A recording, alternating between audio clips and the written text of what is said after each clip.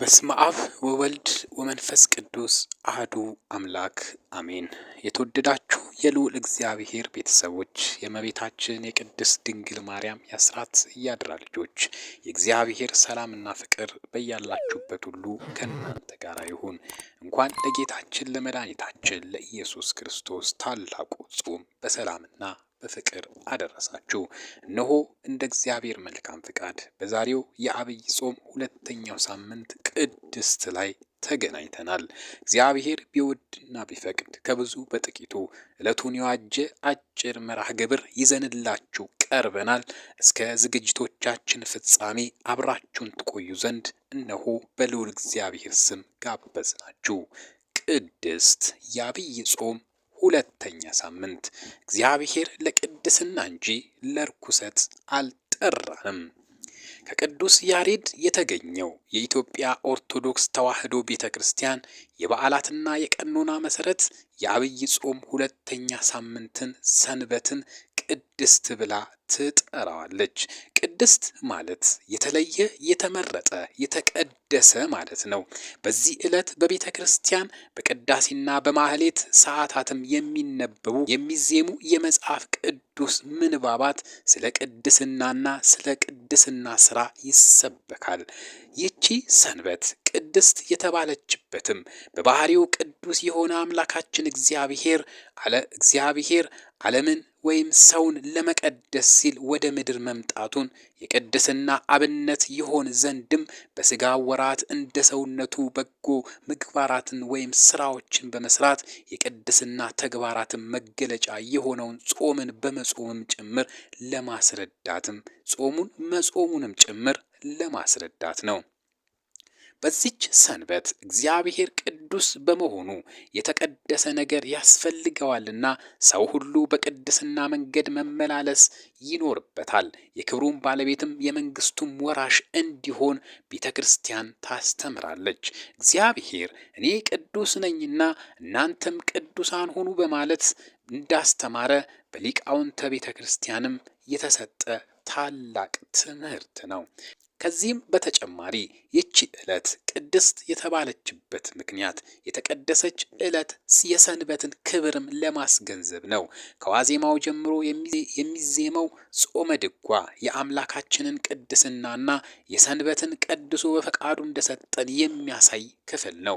ይህም ጾመ ድጓ ዛቲ ዕለት ቅድስት ይእቲ ሰንበትየ ወቅድስትየ ዕለት አረፍኩ ቅዱሳነ ኮኑ እስመ አነሂ ቅዱስ አነ አብ ቀድሳ ለሰንበት የሚለው ሲሆን ትርጉሙም ይቺ ቀን የተቀደሰች ነች፣ ያረፍኩባትም ቅድስት ሰንበት ነች፣ እኔ ቅዱስ እንደሆንኩ እናንተም ቅዱሳን ሁኑ፣ አብ ሰንበትን አከበራት ቀደሳት የሚል ነው።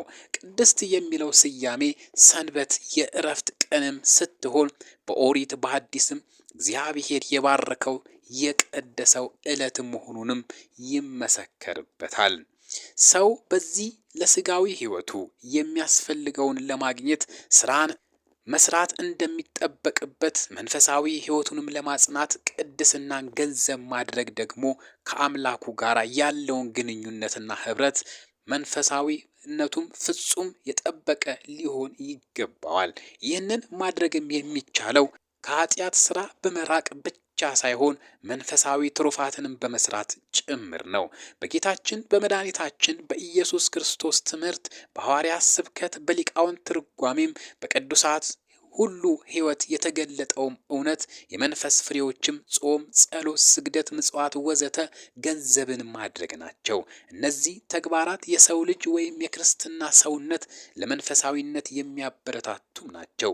በቤተ ክርስቲያን አስተምሮ አራቱ ዋና ዋና መንፈሳዊ ትሩፋት የሚባሉት ጾም፣ ጸሎት፣ ስግደት፣ ምጽዋት ሲሆኑ እነዚህም መሰረታዊ ዓላማዎች ከብዙ በጥቂቱ እንደሚከተለው እንመለከታለን።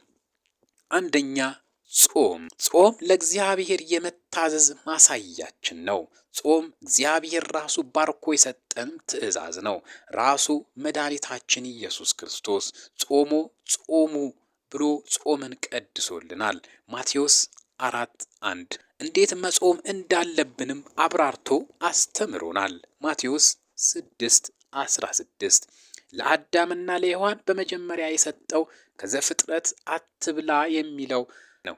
ስለዚህ ጾም መጾም መታዘዝ ነው። አለመጾም ደግሞ አለመታዘዝ ወይም ደግሞ አመፀኝነት ነው።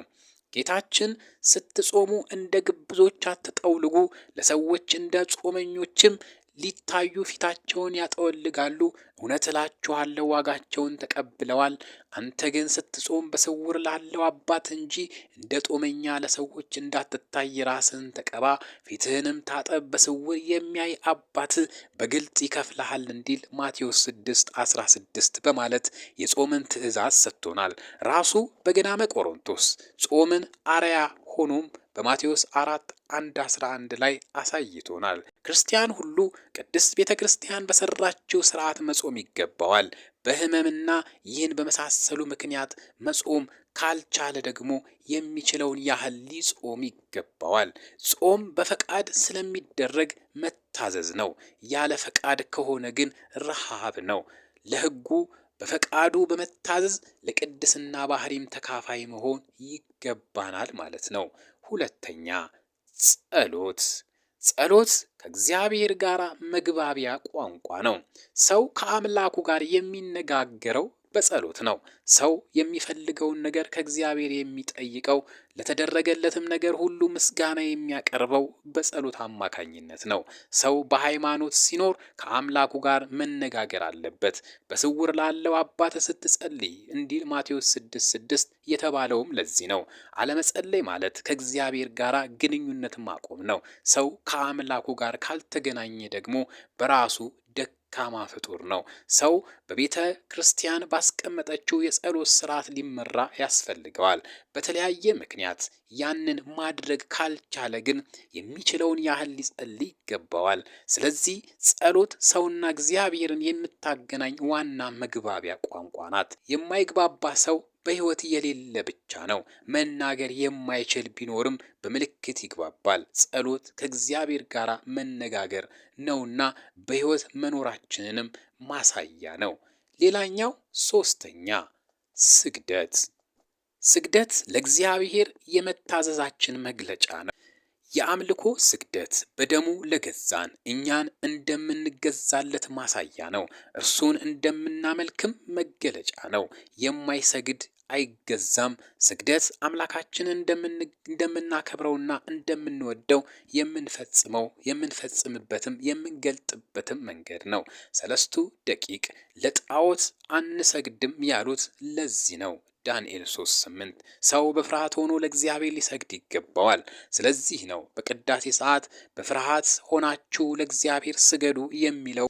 በምድር ስንሰግድ የእርሱና በእርሱ መሆናችንን እንገልጻለን። ራእይ 4:8 ስግደት የአምልኮ መገለጫ ነው።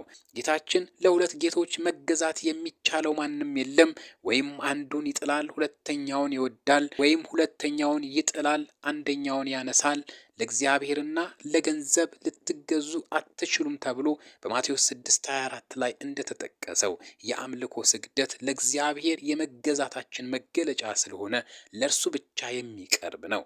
በቅዱሳት መጻሕፍት የተመዘገበውም በቤተ ክርስቲያናችንም የምንፈጽመው ለቅዱሳን የሚደረጉ ስግደቶች ሁሉ የጸጋ እንጂ የአምልኮ ስግደቶች አይደሉም። አራተኛ ምጽዋት። ምጽዋት በሰማይ የሚኖር መዝገብ ነው። ምጽዋት ሰማያዊ ቤታችን ስንሄድ የሚጠብቀን መዝገብ ወይም አካውንት ነው። ምጽዋት ብልና ዝገት የማያጠፋው ሌባም የማይሰርቀው ሰማያዊ መዝገብ ነው።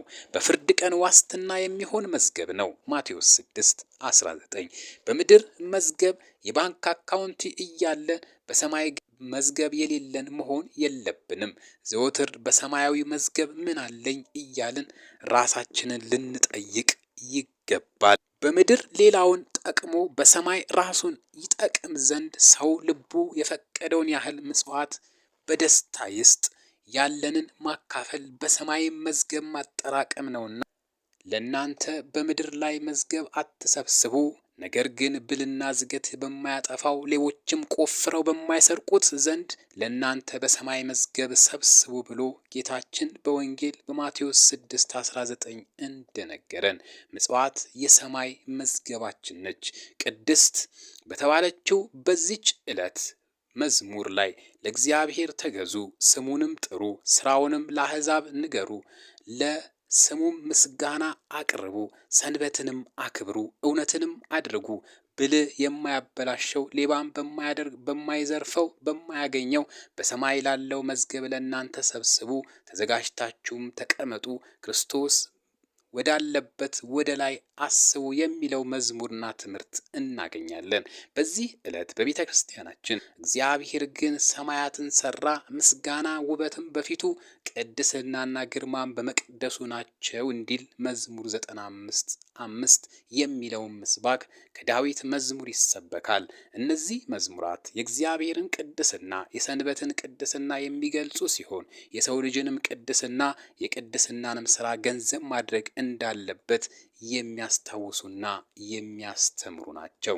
በአጠቃላይ በዚህ በጾሙ በቅድስት ወቅት ለእግዚአብሔር የመታዘዛችንን ማሳያ፣ ጸሎት ከእግዚአብሔር ጋር የምንግባባበት ቋንቋ፣ ስግደት ለእግዚአብሔር መገዛታችን መገለጫ፣ ምጽዋት ሰማያዊ መዝገባችን ናቸውና ሁሉም በነፍስም በስጋ ሰውን ይጠቅማሉና መንፈሳዊ ትሩፋት የተባሉትንም የጽድቅ በር ስለሆኑ በወንጌል ያመኑ ምዕመናን ራሳቸውን በምግባርም ካላነጹ እምነታቸው ካጋንንት አይለይምና እነዚህን ትሩፋቶች ግን የሥጋ ፍቃድ ለነፍስ በማስገዛት በእምነት የምናገኘውን የጽድቅ በልጅነት ገንዘብ እንድናደርግ የእግዚአብሔርን ፍጻሜ የሌለው ቸርነት እንድንጠባበቅ ይረዱናል።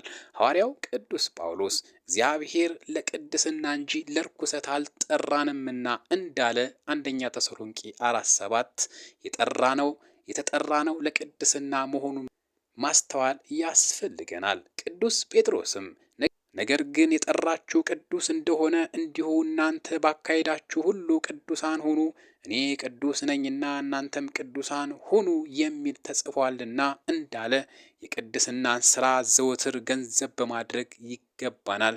ከኃጢአትም በንስሐ ነጽተን ጸድተንም መንፈሳዊ ትሩፋትንም ሰርተን በእግዚአብሔር ቸርነት የዘላለም ሕይወት እንድንወርስ የእርሱ የአምላካችን የእግዚአብሔር ፍቃድ ይሁንልን። ውድ ቤተሰቦቻችን እንኳን በድጋሚ ለመዋዕለ ጾሙ በሰላም አደረሳችሁ። እግዚአብሔር አምላክ ለብርሃነ ትንሣኤው በሰላም ያደርሳችሁ። አሜን።